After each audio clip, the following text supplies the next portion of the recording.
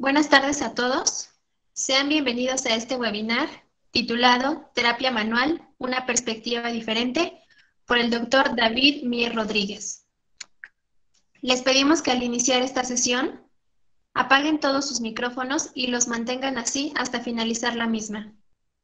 La dinámica de preguntas y respuestas se hará a través del chat, en donde al finalizar, el maestro David nos contestará cada una de ellas. A continuación, me permito compartir una reseña sobre la formación académica y profesional del doctor David Mier Rodríguez. Cuenta con un diplomado en diagnóstico diferencial, doctorado de osteopatía visceral, máster en osteopatía y actualmente se desarrolla como director del consultorio de fisioterapia y osteopatía. Además, es docente del Centro Mexicano Universitario de Ciencias y Humanidades, CEMUCH. Con esto, cedo la palabra al doctor David Mier Rodríguez. Adelante, doctor.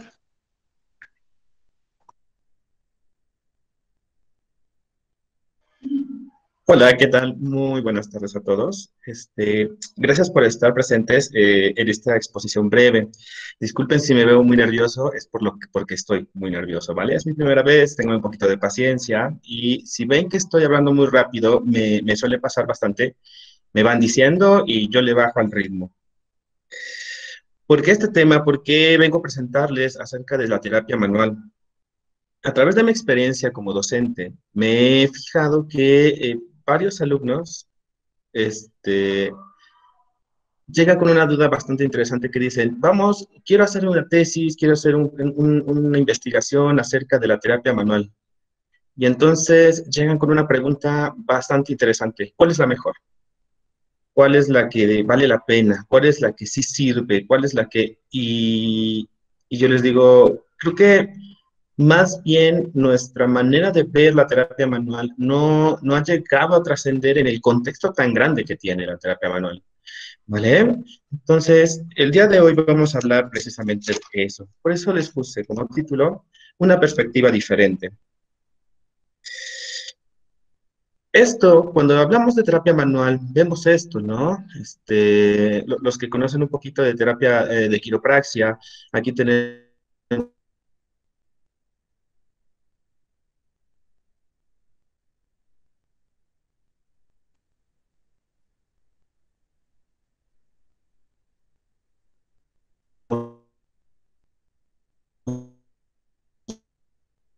Bueno, ¿cuál es la mejor? No tenemos métodos Maitland, tenemos métodos Paul, tenemos métodos, muchos métodos.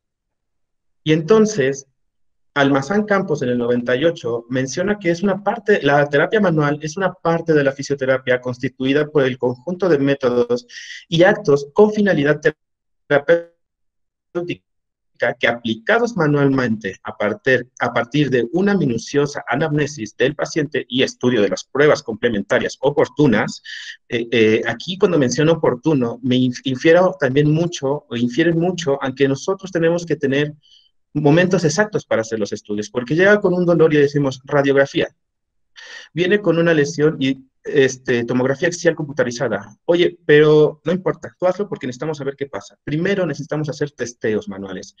¿Por qué? Porque recordemos que entre más radiemos a un paciente, más daño a nivel celular va a tener. Debemos de tener mucho con este tacto con esto, ¿vale?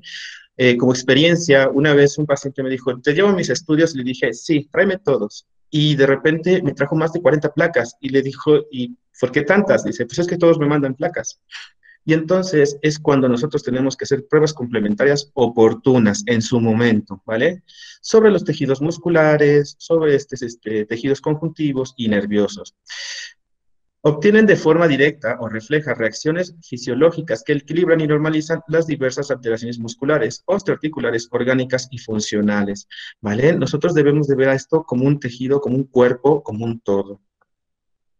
Durante muchos años hemos utilizado la terapia manual. La terapia manual viene desde Hipócrates, ¿vale? Hipócrates se le llama, él llamaba la terapia manual como la medicina más completa. Utilizaba terapias de baños de sol, aquí se me fue una letra, disculpen, junto con masajes para prevenir enfermedades seniles. Ustedes han visto algunos pacientes que llegan y dicen, es que a mí me gusta ir al vapor, que me pegue el calor, después el frío, después el calor y después el frío, y constantemente están haciendo cambios constantes de temperaturas, y uno dice, pues que le va a dar un gripón, ¿no? Le va a dar una neumonía. Espera, Hipócrates utilizaba mucho este tipo de terapias para prevenir enfermedades seniles, ¿de acuerdo? Entonces, posiblemente nosotros poco a poco hemos hecho a un lado este tipo de terapias, cuando realmente tenemos que hacer hincapié y volver a leer esto y a ver qué consistía. Obviamente no los vamos a utilizar con estos métodos de que, pues, como sabemos, el sol ya llega a un momento en que ya es muy dañino a nuestro cuerpo, hay que ajustarlo a esta época. Debido a que es tan antigua, olvidamos sus principios. Galeno, el príncipe de la medicina, quien no conozca a Galeno, Galeno fue un chico que tenía 14 años y escribió su primer libro de anatomía. O sea, de verdad la curiosidad que tenía este chico señor hace muchísimos años. Se basaba en la anatomía y la fisiología del cuerpo humano para curar. ¿Vale? Él decía que nosotros cuando estimulábamos a un organismo íbamos a tener una respuesta curativa y su principio se basa precisamente en el corazón, hígado, cerebro. El corazón debe de estar sano, el hígado debe de estar sano y cerebro. Si recordamos nuestros apuntes de anatomía, la Target, él basa principalmente esto como la fuente de vida de nuestro cuerpo, que le llamábamos circulación nutricia. La circulación nutricia consiste en que el corazón manda sangre al hígado, el hígado empaqueta todo el sistema de nutrientes y termina distribuyéndose nuevamente en el corazón y va directo al cerebro para poder determinar a dónde van estos nutrientes. ¿Vale? La Target lo manejó. Disculpen, si ustedes quieren leer un poquito más o indagar un poquito más, aquí están sus bibliografías. ¿Ha tenido tropiezos en la historia? Claro que sí. La medicina, o más bien la ciencia de la salud y la terapia manual ha tenido muchísimos tropiezos a través de la historia. Durante la Edad Media, que fue del siglo V hasta el siglo XIV, se deja de observar al cuerpo como algo bello. Como recordamos, en la época de la Grecia antigua, cuando se inventan las Olimpiadas, era precisamente para poder empezar a dar el perfeccionamiento del cuerpo humano. Y entonces, para que pudiéramos llegar al perfeccionamiento del cuerpo humano, se inventaron las Olimpiadas. Evitabas guerras y además mantenías a un cuerpo perfecto. Y a través de ellos tenían a sus masajistas, tenían gente que les daba masajes en zonas específicas para poder desarrollar el cuerpo de una manera óptima. Cuando terminaban esto y ganaban una Olimpiada, dependiendo de la prueba, se les permitía entrar a lo que es la escuela de filosofía y permitir ahora la siguiente faceta del cuerpo humano, que no nada más es físico, sino empieza a generar un ambiente mental óptimo y después al espiritual. ¿Vale?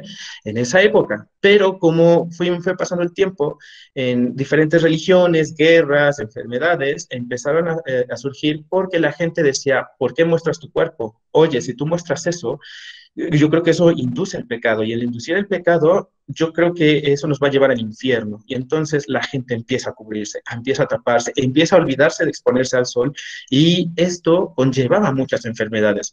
La falta de vitamina D empezaba a generar deficiencias musculoesqueléticas bastante importantes. Existió la prohibición de la terapia manual. Si alguien ha ido al Museo del Sumaya, hay una sección acerca de la China, la China feudal, que tenían muñecas. Las muñecas pensaban que era precisamente para las niñas, cuando en realidad las muñecas se utilizaban para que los médicos pudieran llegar con sus pacientes y darle la muñeca y decirle dónde te duele, porque estaba prohibido tocar. La historia de la humanidad en esta época fue muy decayente porque en cuestión de terapia manual, porque tú ya no podías tocar el cuerpo. Y entonces la pregunta es, si voy a usar mis manos para curar y está prohibido y me las cortan, entonces, ¿qué hago? Pues abandono este tipo de educación. Debido a que era una fuente de deseo y de pecado, el uso de ropa creó enfermedades por la falta de sol y aseo personal. Se pierde la adaptabilidad del cuerpo. ¿Vale? ¿Cuántos de nosotros nos han contado a través de nuestra historia que si andábamos descalzos en el piso de la casa, nos enfermábamos, nos daba un gripón de esos que no te levantas y jamás vuelves a estar descalzo en tu casa? Pero si antes en nuestra evolución, desde el hombre primitivo hasta antes de este siglo, la gente andaba descalza. ¿Por qué la gente de la sierra, de gente que vive en el campo, casi trabaja descalzo? Y pues yo he ido a esos pueblos y no hay lumbalgias, no hay lesiones a nivel de ¿cómo se llama? Importantes, obviamente, no traumáticas, a nivel de rodillas, porque pueden subir y bajar el cerro así descalzos, porque tienen su cuerpo adaptado y debido al uso de prenda de moda, vamos a ponerlo así, se pierde esta adaptabilidad. Ujú. ¿Cómo fue que se recuperó el concepto de terapia manual? Gracias a las invasiones en Asia Oriental, ¿sale, vale? Las invasiones hacia estos centros o a estos lugares empezaron a ver que existían métodos diferentes, como que decían, oye, pero estas personas no toman medicina, nada más se curan con vapores, con tés, con agujas, con masajes, ¿qué pasa, no? Esto empezó a generar una unificación del concepto de terapia manual. Existen guerras mundiales. Como nosotros recordaremos, la globalización real que existió en el mundo fue a través de las guerras mundiales. ¿Qué fue esto? Gente de todo el mundo, todos compartiendo una trinchera, compartiendo lenguaje, compartiendo experiencias, compartiendo métodos de curación. Y entonces esto unificó muchos conceptos que tenía cada lugar del mundo. Estuvo el descubrimiento de nuevos mundos. Cuando llegaron los españoles, vamos a ponerlo así, a ocupar América, decían, oye, estas personas que viven en América, ¿cómo es posible que puedan andar eh, 400 kilómetros sin ningún tipo de problema o lesiones? Y entonces los acompañaban a ver qué es lo que hacen, cómo soportan tanto un mundo tan inhóspito, ¿no? No existía carreteras, no existían calles, todo era piedras, rocas, montañas, cerros. Y entonces conocen los temazcales, donde los que han ido les dan unos masajes un poco salvajes, pero muchos dicen, me siento como nuevo. Ujú. La globalización nos ha ayudado a esto. Inclusive hoy en día tú llegas a TikTok, te metes a buscar fisioterapeutas y te dan consejos, te dan tips y todos tienen muchos conceptos y tú puedes generar una variedad increíble de estas ideas. Búsqueda de nuevas opciones a la medicina alópata. Muchos decían que, pues bien, hoy en día se dice que en la medicina alópata, que es a través de pastillas, de medicamentos, avalados por una farmacéutica, por supuesto, generan muchos daños. Y bueno, esa es una discusión muy grande y la pregunta es, ¿cuándo la ocupas? Ujú. No tienes que por qué decir, me duele mi hombro, me tomo un tal medicamento para que se me desinflame, un desinflamatorio. ¿Por qué lo harías, no? ¿Y en qué momento tienes que ocuparlo? Ese es otro tema para otra charla. Entonces, con esto hemos hablado de una terapia manual empírica. No hemos hablado de una terapia manual científica, que son dos ámbitos. Por ejemplo, todos conocemos aquel lo que es el huesero, aquel que arregla los huesos, aquel quiropráctico que nada más hizo una técnica y que dice que ya puede agarrar y tronarte los huesos y estirarte y de los dos lados y te truena bilateralmente. Pero espera, ¿cómo lo haces? Ni siquiera le has preguntado al paciente cómo se llama. Entonces, abordar al paciente como un ser complejo, esta es nuestra ideología constante que siempre debemos de tener como bandera, abordar al paciente como un ser complejo. Las necesidades básicas, cuáles sustento, movilidad y ejercicio, perdieron prioridad. ¿Cómo es esto? Muchas veces las personas empiezan a abordar como que su salud con algo de que tú vas a consumir esta pastilla, tú vas a tomarte este licuado y vas a hacer, ves que te sientes súper bien, ¿no? Hasta vas a sacar toda la porquería que tienes en las tripas. Y entonces la gente te compra eso. Pero en cambio yo le tengo que decir, ¿sabes qué? Necesitas generarte necesidades, objetivos de vida, necesitas mover tu cuerpo a llenar estas necesidades y aparte tienes que fortalecerte, porque nuestro cuerpo, este dato lo sacó Meadows en el 2000, que decía que cuando nosotros estamos sentados 1 hora, 45 minutos al día, la musculatura de la zona lumbar y sacra pierden de 1 a 8% de su tono muscular. Imagínate cuántas horas hoy en día estamos sentados. Son bastantes horas. Entonces, es importante que nosotros generemos esto, sustento, movilidad y ejercicio. Sustento, lo vamos a hablar más adelante para que quede la idea bien establecida. Comprender que la estructura domina la función. Si yo tengo un cuerpo en el cual, al momento de que entra el paciente a mi consulta y veo que tiene una hipercifosis, yo tengo que comprender que este paciente no va a poder generarme un esfuerzo máximo sin generar compromiso en la zona visceral, debido a que los ganglios nerviosos de las vísceras se encuentran a nivel de T1 hasta T12. Y entonces, pues a una hipercifosis quiere decir que hay una inestabilidad.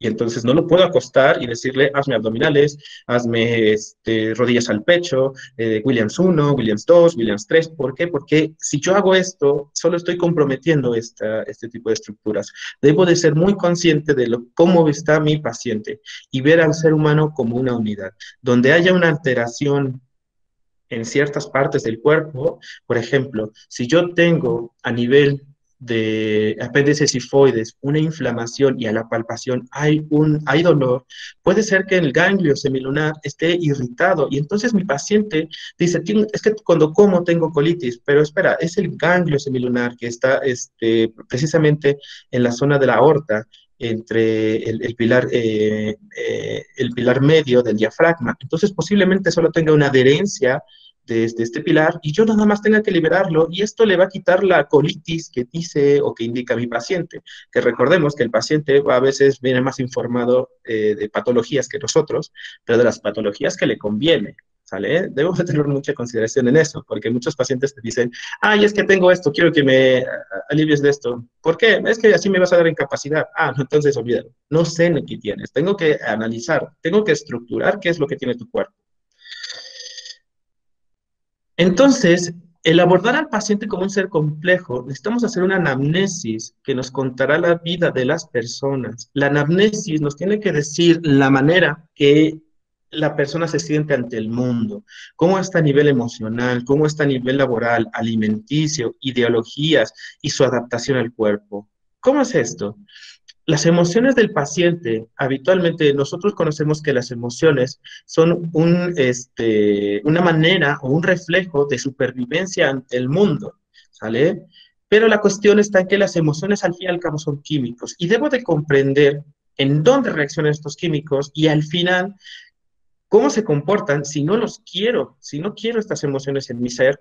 ¿Dónde es la zona de destrucción de estos químicos? A nivel laboral, ¿cómo es su profesión?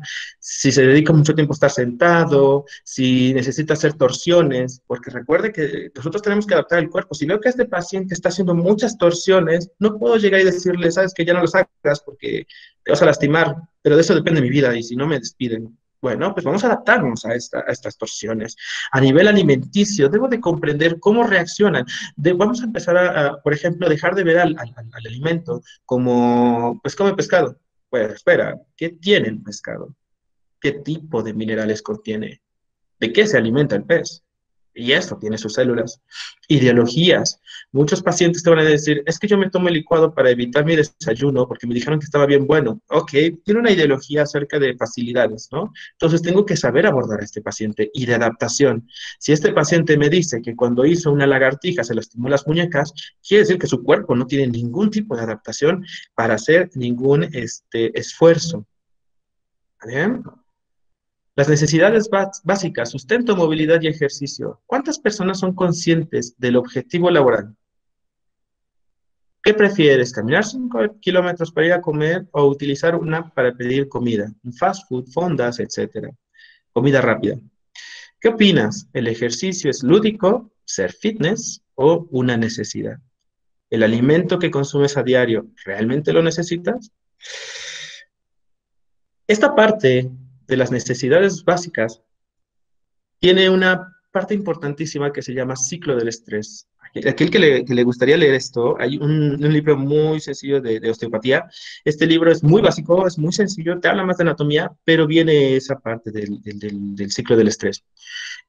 ¿Cuántas veces hemos escuchado la frase, es que estoy tan estresado que me duele la espalda, no la soporto, y le hago así, y ay, como que me hace falta un masaje, unas vacaciones, una playita y una piña colada y una cerveza, y así se me quita el estrés, ¿no? ¿Y cuántas veces nos hemos preguntado qué es el estrés?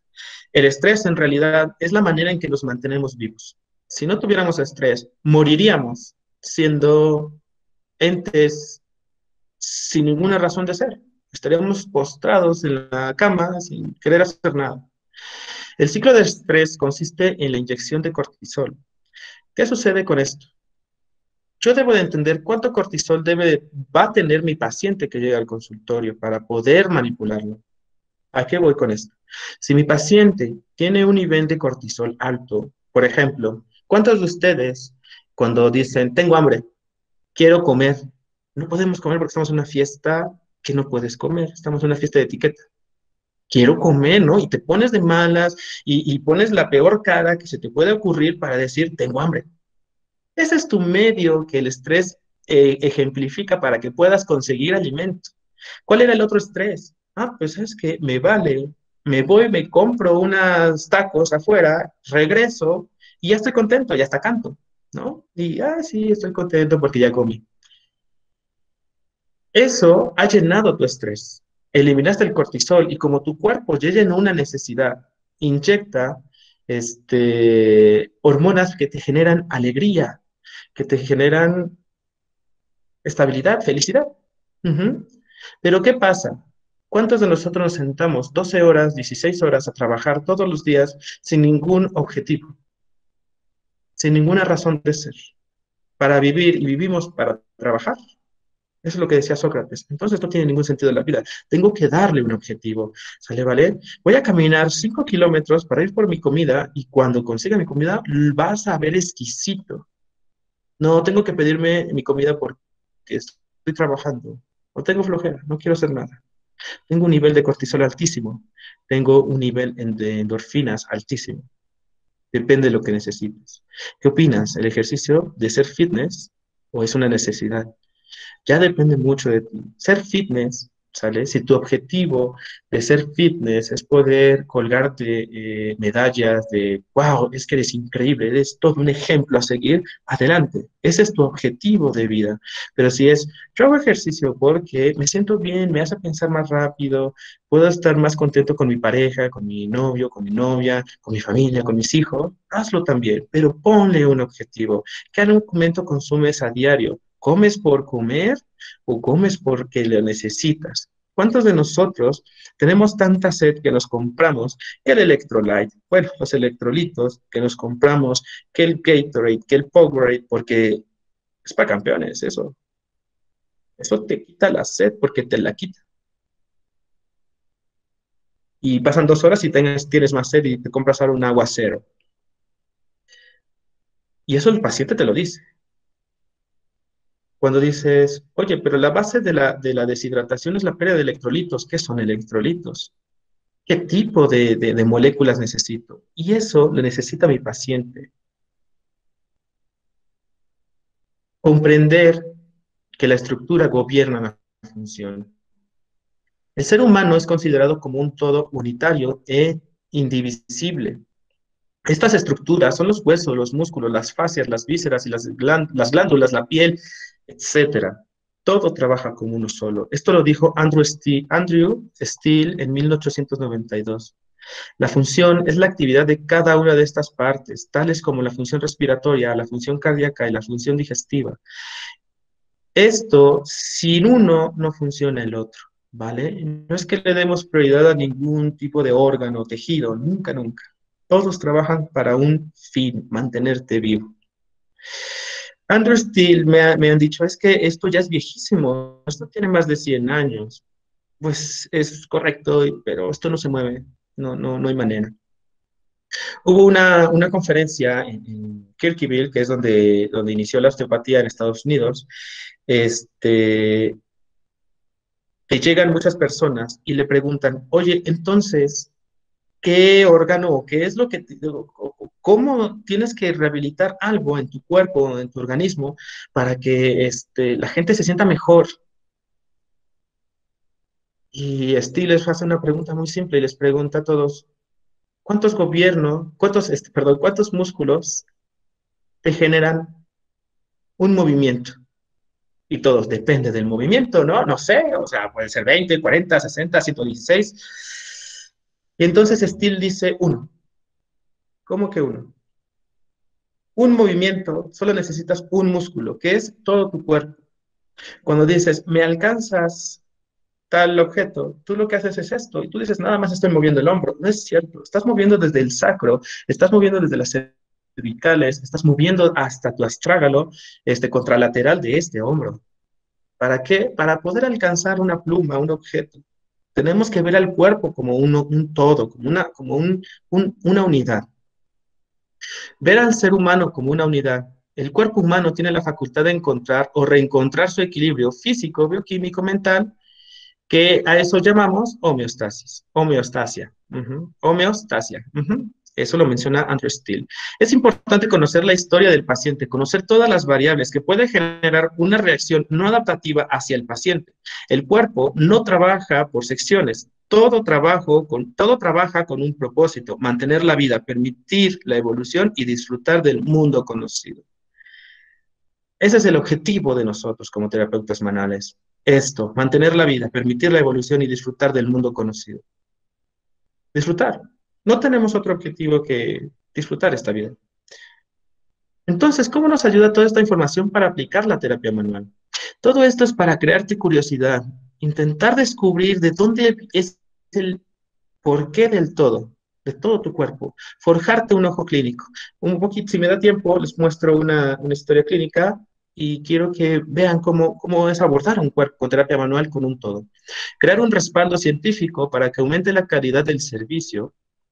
Ujú.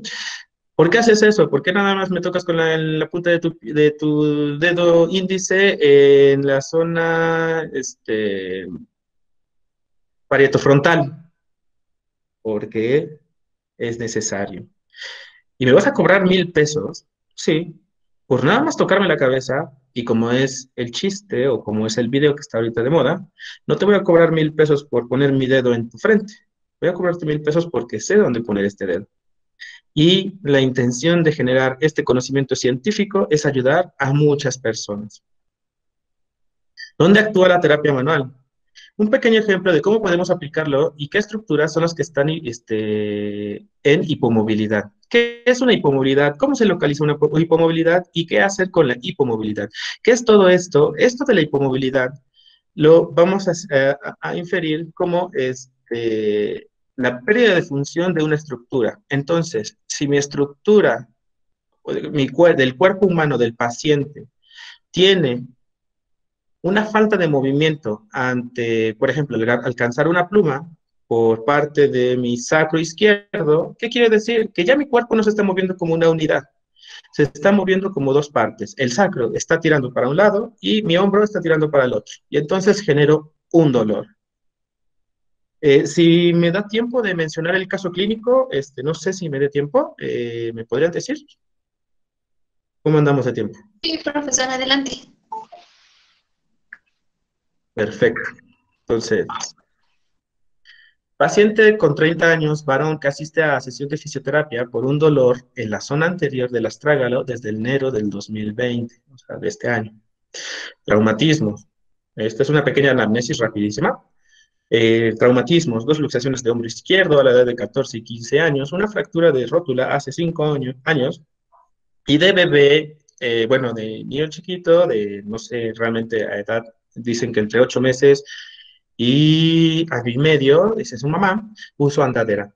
Cirugías, dos cirugías inguinales por hernia a los 8 y 9 años respectivamente. Ya muchos están ahí diciendo, fue por la andadera.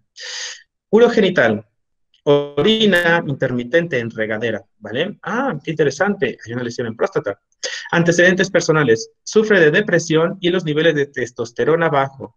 ¿Esto les dice algo?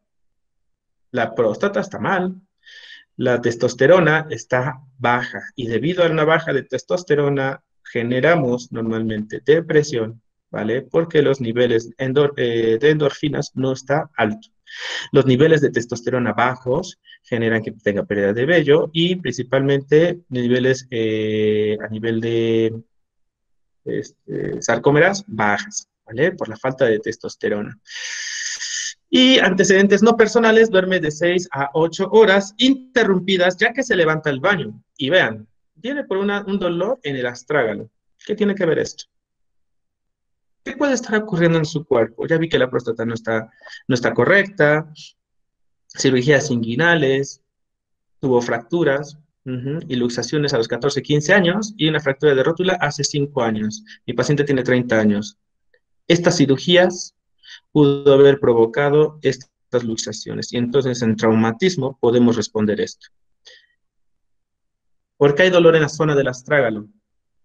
Si mi rodilla no funciona, si mi pelvis no funciona, ¿quién se va a encargar de cargar el cuerpo? Pues el astrágalo.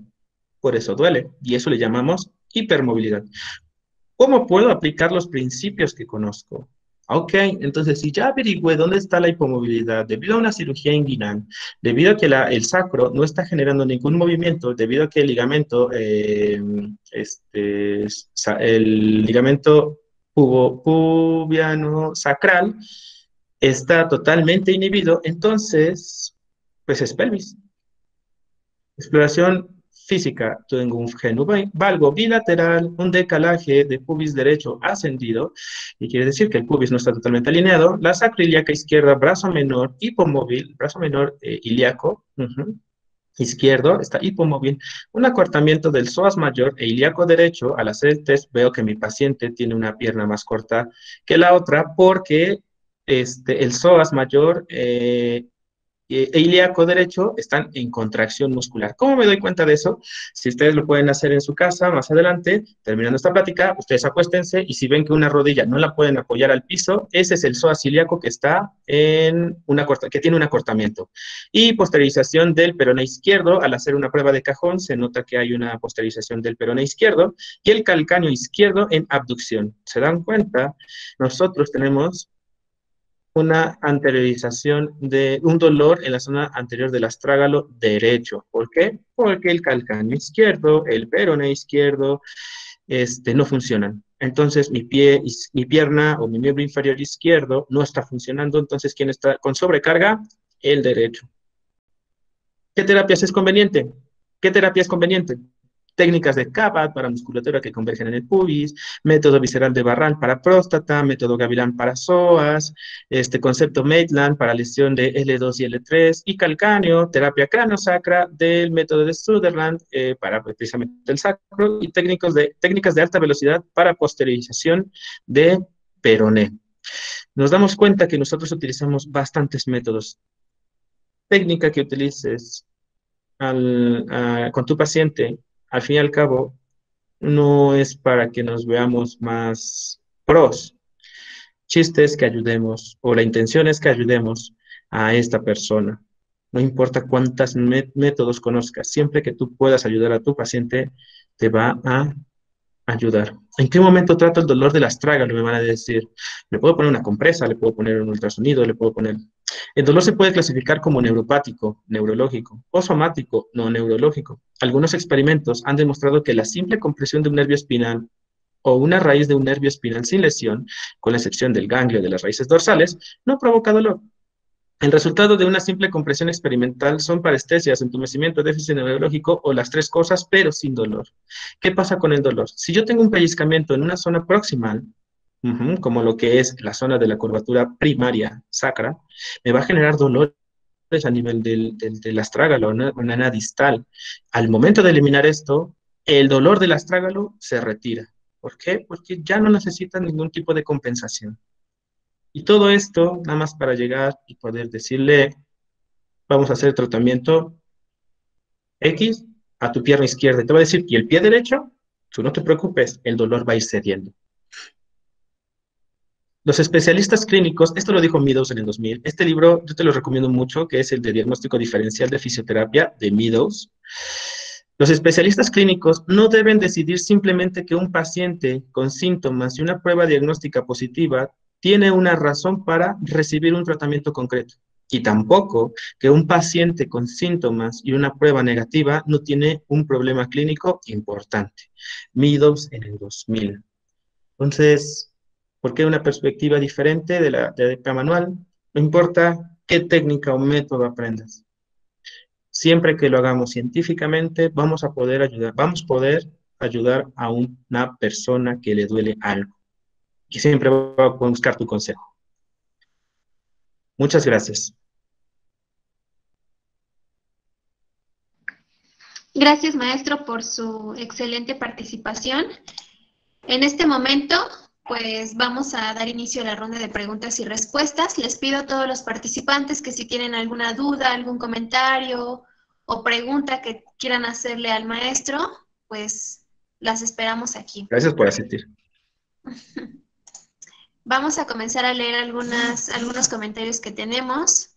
Dice, mis felicitaciones, sus conceptos son muy acertados y es muy clara su exposición.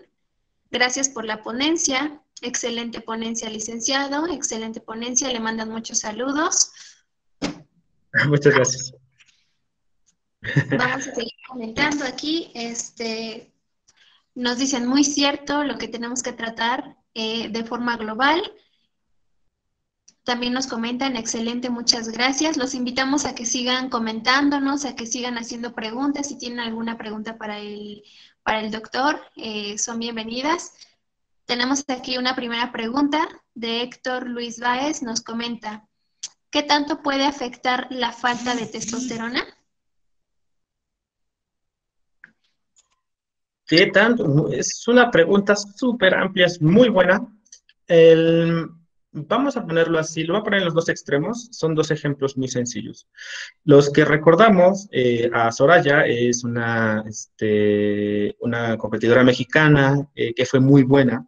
Ella lo que tenía mucho, el conflicto más grande que tenía es que ella utilizaba testosterona y entonces le crecía mucho vello. El detalle de un excedente de testosterona genera un infarto al corazón. Ahora imagínate si tú tuvieras esta carencia de testosterona. Tus pacientes se vuelven hipotensos y es cuando llegan y dicen, no, pues es que yo siempre he tenido la tensión arterial baja y me han dicho que está bien. Oye, espera, ¿por qué está bien?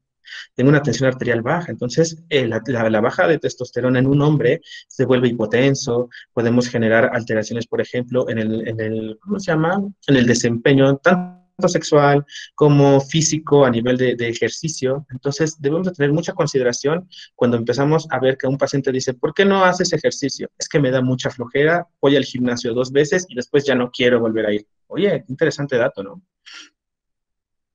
Eso es lo que puede generar. Yo te invito a leer las terapias viscerales de Barral, que te explican que, por ejemplo, esta es una experiencia muy padre. Cuando una persona con baja testosterona, en hombres, pues, tiene una baja de testosterona, la zona lumbar genera dolores constantes. Y entonces, una manipulación de sacro sencilla, simple, lo que va a hacer es que este dolor desaparezca. ¿Vale? Y eso es una manera, un signo, síntoma. No sé si te haya contestado tu pregunta. Ok, gracias. Tenemos otra que nos dice, ¿qué desventajas hay a largo plazo del uso de la terapia manual?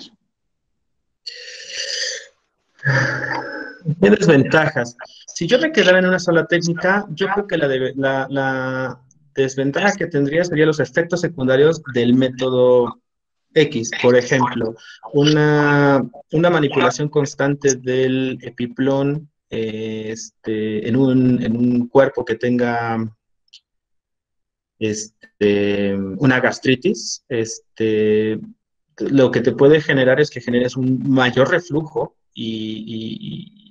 es inconveniente, ese es el efecto secundario. Por eso es importante, es diagnóstico, pronóstico, trato, vuelvo a evaluar y si no hay mejoría, no vuelvo a hacer la técnica. La terapia manual tiene tantos métodos que podemos estar varía y varía y varía y varía y varía, ¿vale? No nos quedemos con una sola técnica. Yo siempre aconsejo conocer muchas técnicas para poder trabajar a un paciente. Ok, gracias. Nos comenta aquí otra persona. ¿Hay algún otro libro que nos pueda recomendar para conocer un poco más sobre la terapia manual? Para acerca de la terapia manual, depende de la técnica. Como menciono, la terapia manual son muchísimas técnicas. Cava entra dentro de lo que es la terapia manual. Tenemos técnicas Potland, tenemos técnicas de lumbar roll, tenemos técnicas de Upledger, tenemos terapias craniosacras de Sutherland, tenemos terapias para hernias de François Ricard, tenemos terapias, son muchísimas. Yo siempre he dicho, ¿tienes dudas? Vete a Google, ponle terapia manual, copia todas las técnicas y investígalas una por una a nivel de portales como Es Cielo, búscalas, conócelas a nivel científico, porque si tú te vas a páginas de internet no te van a ayudar, ¿vale? Entonces yo te aconsejo mucho, ponle terapia manual, vas a encontrar y el que más te acomode y más te llame la atención, empieza a especializarte en esa y después te distiendes hacia donde tú quieras. Perfecto, gracias. Tenemos aquí un comentario que nos comentan. En CEMUCH se ha considerado impartir un diplomado en terapia manual. Los invitamos a que se mantengan pendientes de nuestras redes sociales para que puedan ver educación continua que tenemos para ustedes y bueno, todo lo que se viene. Nos tienen aquí otra pregunta. ¿Cómo afecta el cortisol a pacientes con artritis? El, Vamos a ponerlo así, el cortisol en una persona, si tiene artritis reumatoide, vamos a ponerlo así, la artritis reumatoide, como recordamos, tiene un efecto de PANUS. El PANUS es el conjunto del sistema linfoide concentrado en una articulación en el cual al momento de hacer reacción con los antígenos genera lesiones en la zona intraarticular. El cortisol acelera este proceso y entonces en vez de tener 2, 3 ataques al día, vamos a tener 5, 6, 7 u 8. Entonces, ¿cómo eliminamos? Por eso, si nosotros manejamos terapia ocupacional, les va a ayudar a tener un objetivo en la vida, ¿vale? Eso es para poder eliminar este cortisol. Ese es nuestro objetivo.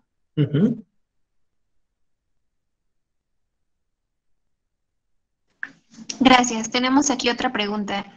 Buenas tardes, profesor. Menciona que una simple compresión del nervio no debe generar dolor.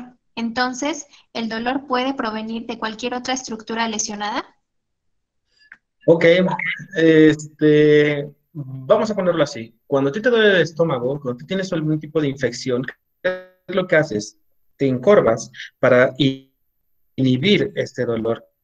Es lo mismo que pasa con los nervios. En el momento en que tenemos una compresión nerviosa, nuestro organismo empieza a generar ciertas adaptaciones. El detalle es que cuando no recuperas esta lesión o esta lesión nerviosa, el cuerpo ya no es capaz de volver a adaptarse a una próxima lesión. Y entonces es cuando te genera dolor. Por eso es importante conocer las hipomovilidades, saber dónde nos está moviendo el cuerpo para poder darle tratamiento, darle movimiento y entonces a generar la recuperación de un tejido que no se está adaptando. No sé si contesto tu pregunta. De acuerdo, gracias. Tenemos aquí otro comentario que nos dice, doctor, gracias por lo compartido. Le pido un consejo de un paciente de polineuritis motora de 56 años de edad y un mes de evolución. Solo tiene entumecimiento de los miembros inferiores. ¿Qué me aconseja para apoyar a este paciente? ¿Qué te aconsejo? Tenemos que saber primero cómo está en su sistema arterial y su retorno venoso. Una vez conociendo esto, podemos generar un protocolo de tratamiento para mantener esta circulación constante, debido a que pues la poliomielitis genera pues la pérdida de ciertos tejidos musculares y ya no permite el movimiento de ciertas articulaciones. Entonces, nuestro trabajo es generar estos movimientos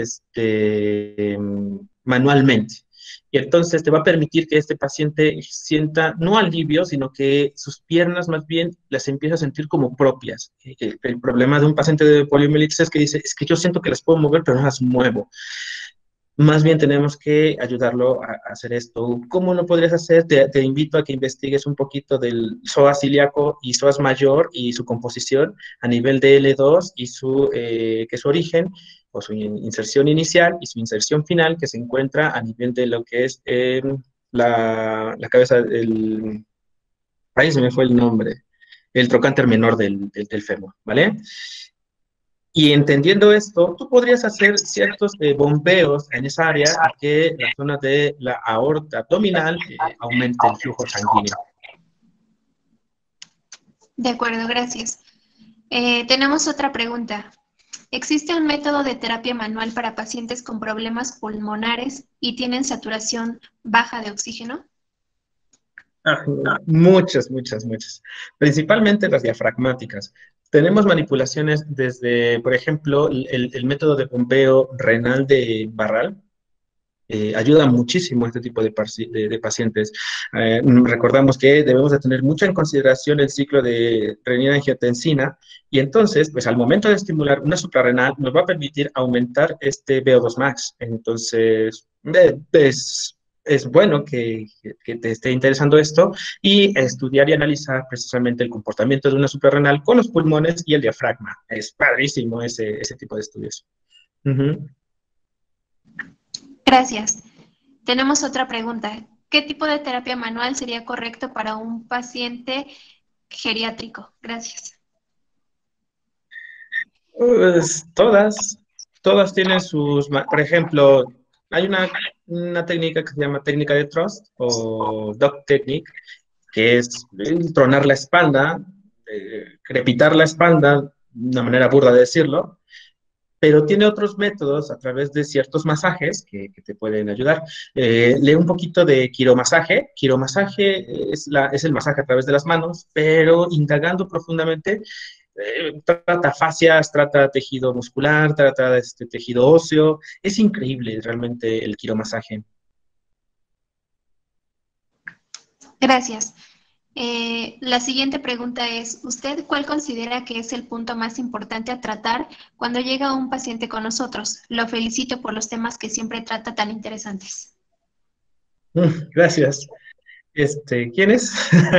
Bueno, ¿qué es lo importante? El objetivo de vida del paciente. El objetivo de vida. Si mi paciente no tiene interés por correr un maratón, pues no le voy a poner a hacer ejercicio aeróbico a correr kilómetros. Siempre es el objetivo del paciente, proponerle objetivos y principalmente ayudarlo a tener una vida feliz y plena. Por ejemplo, me han dicho, ay, es que tú no recomiendas nunca que dejen de tomar, que dejen de fumar, que dejen, vamos a ponerlo así, fumar, beber alcohol, hacer fiestas. Quiere decir que hay una carencia de algún químico en tu cuerpo y que lo estás buscando externamente, ¿no? A lo mejor a nivel emocional, a lo mejor a nivel físico, no lo sé.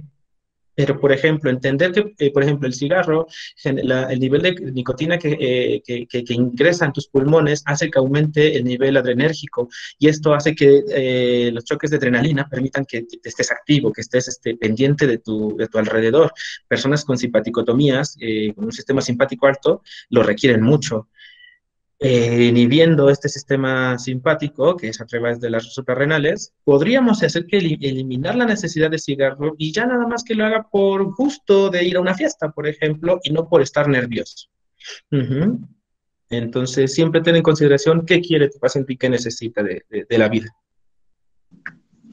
Gracias. Seguimos con comentarios donde nos dicen muchas gracias, excelente ponencia. Nos comentan que es un tema muy profundo, pero abordado globalmente acertado. Mm, También Gracias. tenemos aquí otro comentario.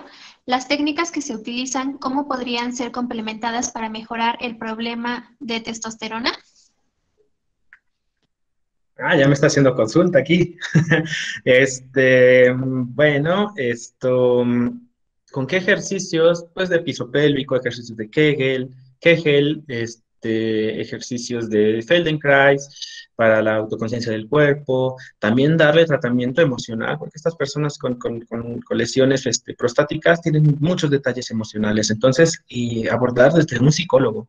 Ujú. Gracias. Tenemos aquí otro comentario. Excelente tema. Cuando se trabaja en base a conocimiento basado en la ciencia. Muchas gracias.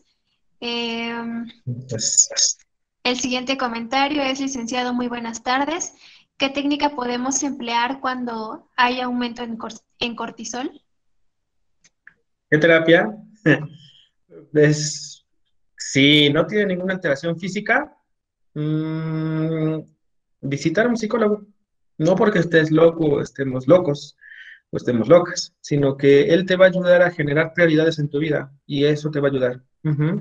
Antes nuestros papás no tenían tantos niveles de cortisol porque el objetivo era tener una familia, construir una casa, darles educación a los hijos y entonces todo el tiempo estaban ocupados con objetivos.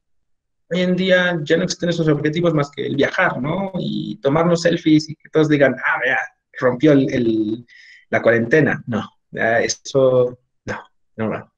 Tenemos que tener muchos objetivos en nuestra vida. Ujú. Objetivos desde el estudio, desde comprender, ayudar, no sé, el que tú gustes. Eso va a inhibir, va a disminuir tus niveles de cortisol. No puedes desaparecerlos. Si tú los desapareces, ese día dejas de vivir. Ujú.